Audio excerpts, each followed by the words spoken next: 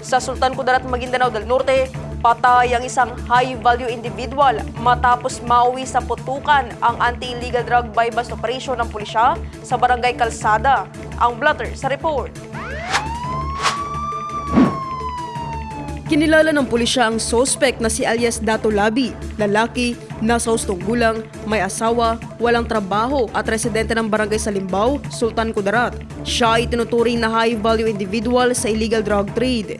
Nagsagawa ng buy-bust operation ng Sultan Kudarat Municipal Police Station, katuwang ang Philippine Drug Enforcement Agency, matapos ang kaukulang pre-operation clearance. Matapos makumpleto ang transaksyon, nakaramdam umano ang suspect na pulis ang kanyang nakadil, kaya agad itong binunot ang kanyang baril at pinaputukan ng poster buyer. Ayon sa otoridad, nakapagtago naman ang pulis sa konkretong poste at hindi nasugatan.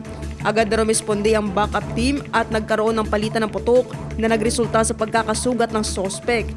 Isinugod siya sa Cotabato Sanitarium Hospital, ngunit idineklarang dead on arrival ng attending physician.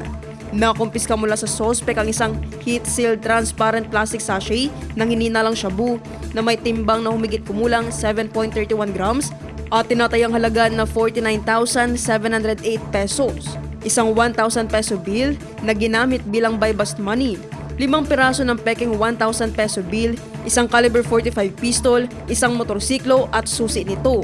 Agad na iprinoseso ng Regional Forensic Unit ang crime scene habang isinagawa ang dokumentasyon sa presensya ng barangay official at isang media representative.